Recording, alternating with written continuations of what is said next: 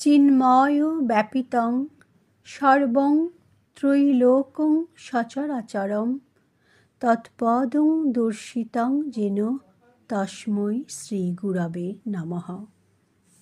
শ্রীমৎ স্বামী সেবানন্দ সরস্বতী মহারাজজির চরণে জানাই শতকোটি প্রণাম। গুরু সেবানন্দ সরস্বতী মহারাজজির লেখা থেকে পাঠ।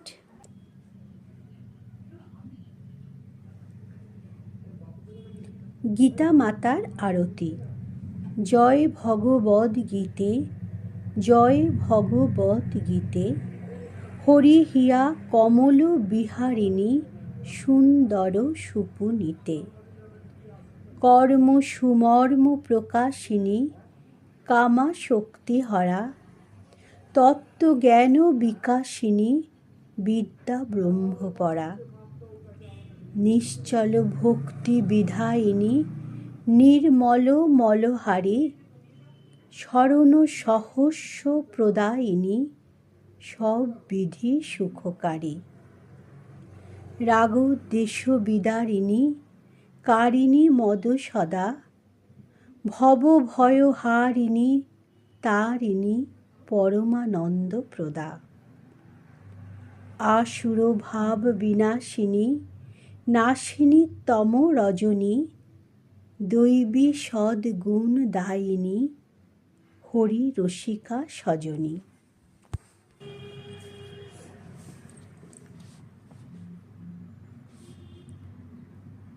মন নিরুদ্ধই সাধনা, মন লয়ই সাধনা।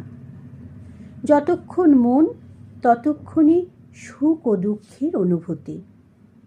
যতক্ষণ মনের অস্তিত্ব ততক্ষণই জগৎ সত্য বলিয়া ভাসিত হয়। সবই মনের কল্পনা। মন নাই তো জগৎ নাই। তাহা হইলে রহিলটা কি? যাহা রহিল তাহাই আত্মা। জীবের স্বপ্নকালে সবের অস্তিত্ব লোপ পায়, কিন্তু আত্মা স্থির, যাহার কোনো কালেই লয় নাই।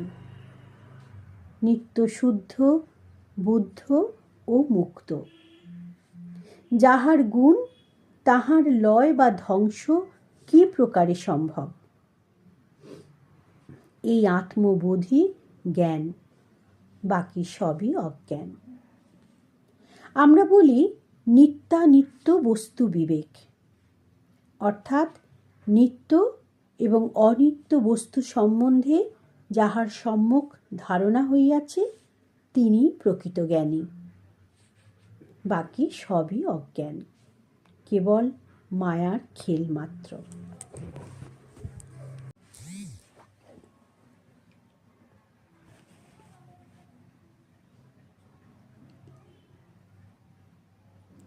একজন সৎ পতিব্রতা রমণী একজন সুসন্তানের জন্ম দিতে পারেন। পতিকে যাহারা দেবতা জ্ঞানে সেবা করে, পূজা করে, তাহারাই দেব শিশুর মাতা হইতে পারে। কারণ দেবতার বীর্যে দেবীর গর্ভেই দেব শিশুর জন্ম সম্ভব। যাহারা স্বামীকে শৌর্য, বীর্য, বলবান ও ধনবান হিসাবে পেতে চান, তাহারা রজোগুণ সম্পন্ন হওয়ায় রাজপুত্রের জন্ম দিতে পারেন। আবার যাহারা স্বামীকে ইতর, কাণ্ডজ্ঞানহীন, পশুতুল্যভাবে সংসার করেন, তাহারা পশুর জন্ম দেন। কারণ পশুর বীর্যে শ্রদ্ধা ও ভক্তিহীন মাতার গর্ভে তো পশু ছাড়া সৎপুত্রের জন্ম হইতে পারে না। তাই সাবধান, পতি বাছাই বড়ই কঠিন কাজ। যেমন কর্ম তেমন ফল। মাতা দেবহূতির গর্ভে কর্দম মুনির বীর্যে সুসন্তান কপিলের জন্ম হয়, যিনি স্বয়ং ভগবান, অবতারী পুরুষ। কি অতন্দ্র সাধনা ছিল দেবহূতির! মনু মহারাজ যখন কন্যা দেবহূতিকে কর্দমের হাতে সমর্পণ করিলেন, তখন কর্দমের একটি কঠিন শর্ত ছিল, যাহা বিবাহের পর একটি পুত্র সন্তানের জন্ম হলেই কর্দম সন্ন্যাস গ্রহণ করিয়া গৃহত্যাগ করিবেন।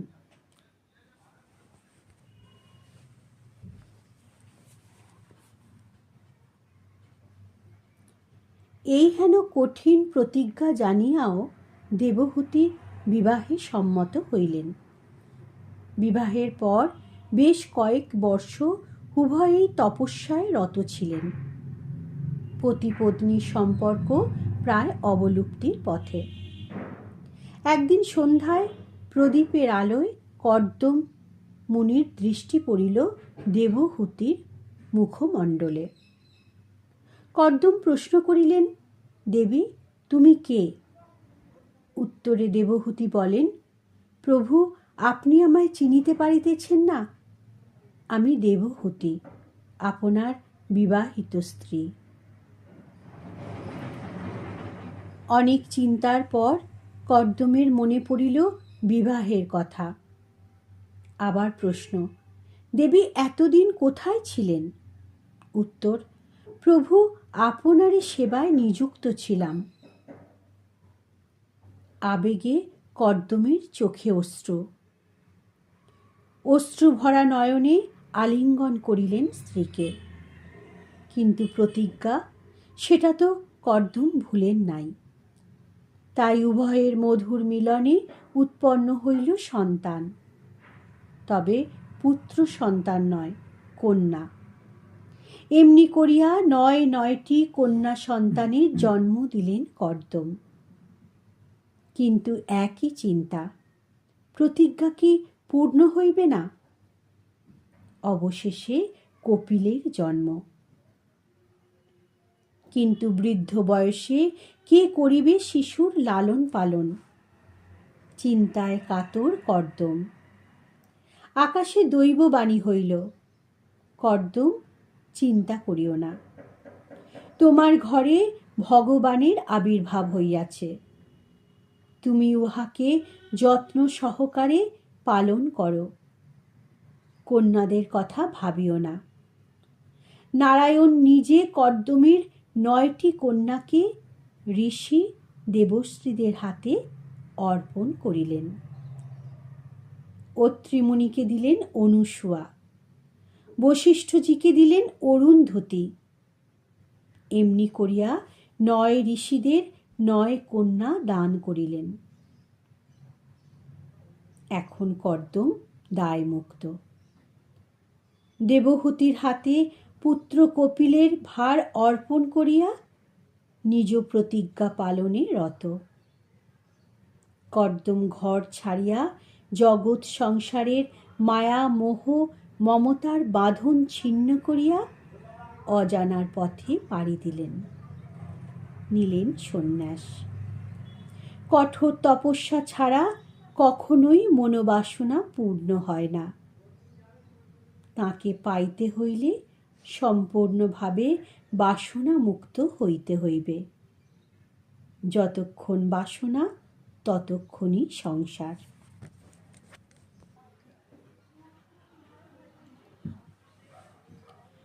বার্ধক্য জীবের মস্ত বড় অভিশাপ।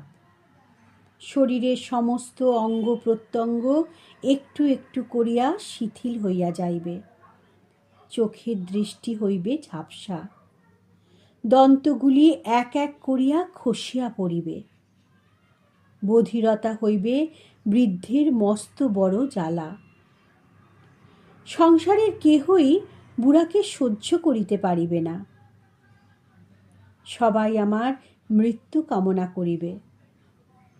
কিন্তু কি করিব? মৃত্যু তো পায়ের পথ নয় যে ইচ্ছা হইলেই চলিয়া যাইব। তাই অদৃষ্টে যাহা আছে তাহা ভোগ করা ছাড়া উপায় নাই। আজ আমি আমার এক বিশেষ অভিজ্ঞতার কথা তোমাদের শোনাইব, যাহা জানিলে তোমরা বিশেষভাবে উপকৃত হইবে। কথাটি হইল ধৈর্য। এ এক বিশেষ গুণ। আমি যখনই কোনো ব্যাপারে অধৈর্য হইয়া পড়িতাম, ঠিক তখনই আমার শরীরে রক্তচাপ বাড়িয়া যাইত, বুক ধড়ফড় করিত। বিশ্রাম লইতে গেলেও ঘুমাইতে পারিতাম না। কি অসহ্য যন্ত্রণা!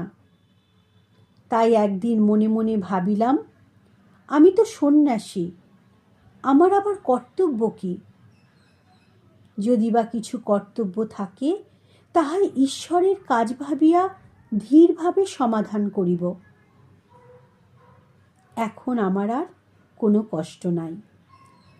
সারাদিন কর্মের মধ্যেই থাকি। জীবনে যতই সমস্যা আসুক, ধীরভাবে তাহার সমাধা করিবার চেষ্টা করি। কর্ম করিতে করিতে শরীর যখন ক্লান্ত হইয়া পড়ে, ঠিক তখনই কিছুটা বিশ্রাম লই। সঙ্গে সঙ্গে শরীরও শান্ত হইয়া নিদ্রায় আচ্ছন্ন হয়। কি অপার শান্তি! কিছুক্ষণ পর যখন জাগিয়া উঠি, তখন শরীরে ক্লান্তি একেবারেই থাকে না, আর মনে কোনো প্রকার দুশ্চিন্তা থাকে না। অপার শান্তি পাই। তোমরাও করে দেখো।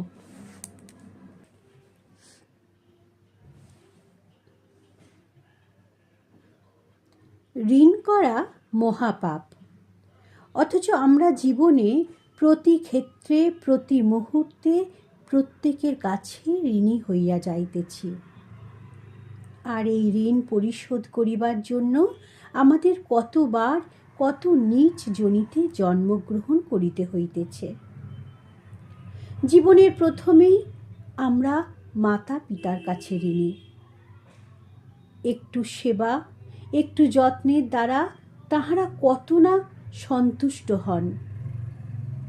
কিন্তু কয়জন পারি বলতো মাতা পিতার সেবা করিতে?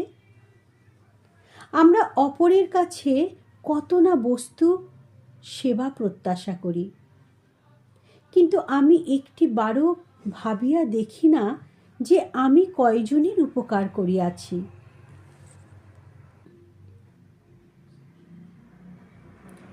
আশ্রমের এমন অনেক ভক্ত আছেন যাহারা কেবল সেবা গ্রহণ করে, সেবা করে না। আবার অনেকেই আছেন সেবা করেন, কিন্তু সেবা গ্রহণ করেন না। যদি বা করেন, তাহা অতি যৎসামান্য। কেবল বিচার চাই, আমি ঋণী হইব কি অপরকে ঋণী করাইব? তোমরা আমায় সেবা করো, দান করো, পূজা করো, ইহাতে কিন্তু আমি তোমাদের কাছে ঋণী হইতেছি। তবে আমি যদি পরমপিতা পরমেশ্বরের কাছে তোমাদের মঙ্গল কামনা করি এবং তোমাদের দান নিজ সেবায় না লাগাইয়া সাধু সন্তের সেবা করাইয়া দিই, তবে তার মূলে কিন্তু তোমাদের মঙ্গল অবধারিত। কিন্তু ওই অর্থ গুরু যদি নিজ ভোগবিলাসে ব্যয় করেন, তবে গুরু ও শিষ্য উভয়েই নরকগামী হইবে, ইহাতে কোনো সন্দেহ নাই। তাই প্রতি ক্ষেত্রে হুঁশিয়ারি থাকিবে, যাহাতে কোনো ব্যাপারে কাহারও কাছে ঋণী হইতে না পারো। পারো তো অপরকে ঋণী বানাও। সেবা করিবে, সেবা নেবে না। দান করিবে, কিন্তু দান গ্রহণ করিও না। কষ্ট করিয়া উপার্জন করো, মন্দিরে গিয়া দেবতার ভোগ লাগাও। ভক্ত ও আতুরদের মধ্যে প্রসাদ বিতরণ করো, তবেই হইবে সার্থক মানব জনম। পশু নিজে খায়, কাহাকেও সুখের ভাগ দেয় না।